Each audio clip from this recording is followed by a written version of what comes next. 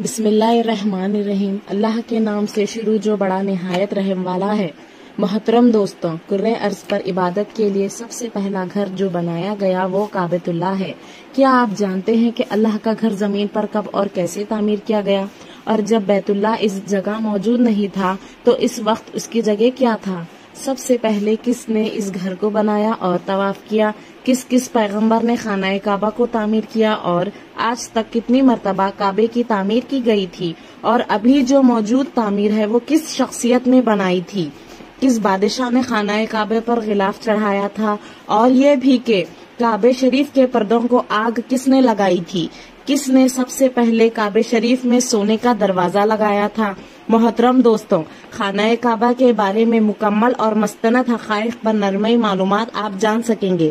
بس اتنی سی گزارش ہے کہ ویڈیو کو آخر تک ضرور دیکھیں۔ معزز دوستوں، سب سے پہلے بیت اللہ شریف کی تعمیر کی سعادت فرشتوں نے حاصل کی۔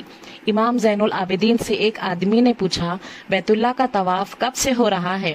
آپ رضی اللہ تعالیٰ عنہ نے فرمایا، اللہ تعالیٰ نے فرشتوں کو زمین پر اپنا خلیفہ بنانے کے بارے میں اطلاع دی تو انہوں نے عرض کیا، ہم آپ کی تسبیح و تحلیل کرنے والے ہیں اور آپ ایسے بشر کو خلیفہ بنا رہے ہیں جو زمین میں فساد پھیلائے گا اور خون بہائے گا۔ اللہ تعالیٰ نے فرمایا، جو میں جانتا ہوں تم نہیں جانتے۔ ناظرین محترم، فرشتوں کو اپنی عرض پر نہایت ہی شرمندگی ہوئی۔ انہوں نے حالت زاری میں عرش الہی کا 3 دفعہ طواف کیا۔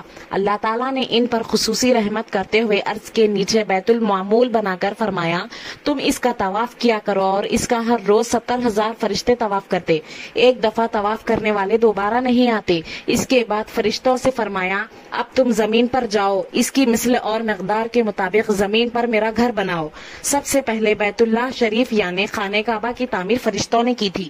فرشتوں کی تعمیر کے بعد حضرت آدم علیہ السلام نے بیت اللہ شریف کو انہی بنیادوں پر تعمیر کیا تھا۔ حضرت عبداللہ ابن عباس روایت کرتے ہیں کہ جب اللہ تعالیٰ نے حضرت آدم علیہ السلام کو جنت سے نکالا اور زمین پر بھیج دیا تو ان کا سر آسمان سے لگتا تھا اور ان کے پاؤں زمین پر تھے اور ان کو فرشتوں کی عبادت کی آواز سنائی دیتی تھی۔ حضرت آدم علیہ السلام خوف خدا کی وجہ سے کشتی کی طرح لرزتے اور کانپتے تھے۔ اللہ تعالیٰ نے ان کا قد کم کر کے 60 ہاتھ کر دیا۔ حضرت آدم علیہ السلام نے بارگاہ خدا بننے میں فریاد کی، یا اللہ مجھے فرشتوں کی آواز سنائی کیوں نہیں دیتی؟ تو اللہ تعالیٰ نے جواب دیا، اے آدم تم اپنے فعل کی بدولت ان کی آواز سننے سے محروم ہوئے ہو۔ پھر حکم دیا کہ تم زمین پر میرا ایک گھر تیار کرو اور اس کے گرد طواف کرو اور مجھے یاد کرو، جس طرح فرشتوں کو میرے عرش کے ارد گرد طواف کرتے ہوئے آپ نے دیکھا تھا۔ محترم دوستوں، آدم علیہ السلام نے عرض کیا، اے میرے رب میں یہ کام کیسے سر انجام دے سکتا ہوں، کیونکہ نہ میں اس جگہ سے واقف ہوں اور نہ میں اتنا کوئی ہوں۔ بس اللہ تعالیٰ نے ایک فرشتہ مقرر کیا جو انہیں مغرب کی طرف لے گیا۔ حضرت آدم علیہ السلام کا جس کسی باغ پر سے گزر ہوتا تو وہ انہیں اچھا لگتا تو وہ کہتے، مجھے اسی جگہ چھوڑ دو، مگر فرشتے نے کہا، تمہاری جگہ آگے ہے۔ یہاں تک کہ وہ مکہ مکرمہ پہنچ گئے۔ راستے میں جس مقام پر آدم علیہ السلام ٹھہرے ان جگہوں پر آبادیاں بنتی چلی گئی اور جس مقام کو چھوڑ دیا وہ سب جنگل و بیابان ہو گئے۔ اور بس آدم علیہ السلام نے بیت اللہ کی تعمیر 5 مقامات کے پتھروں سے کی تھی، طور سینا، طور زیتون، کوہ لبنان، کوہ جودی، اور بنیاد میں جبل ہیرا کا پتھر استعمال کیا تھا۔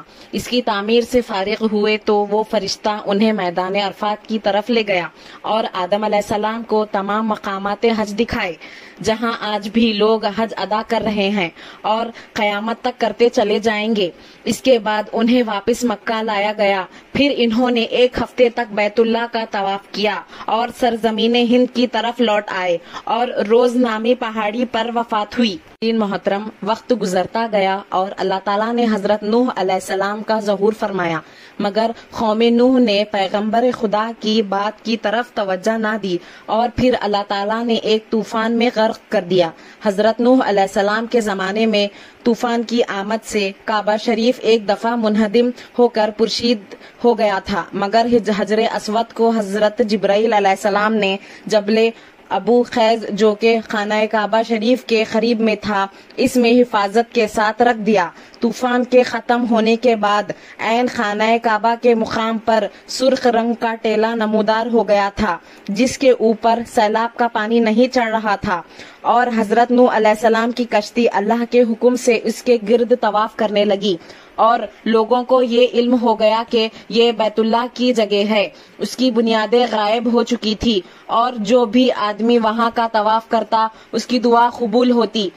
اس وجہ سے لوگوں کا یقین کامل ہو گیا تھا، اور یہی وہ جگہ ہے جہاں اللہ تعالیٰ کا مقدس گھر موجود تھا، اور یہ حضرت ابراہیم علیہ السلام کے زمانے تک یوں ہی رہا۔ ناظرین محترم، تیسری مرتبہ تعمیر کعبہ حضرت ابراہیم علیہ السلام اور حضرت اسماعیل علیہ السلام نے کی۔ آگے کی معلومات جاننے کے لیے ویڈیو کو لائک اور چینل کو سبسکرائب کیجیے۔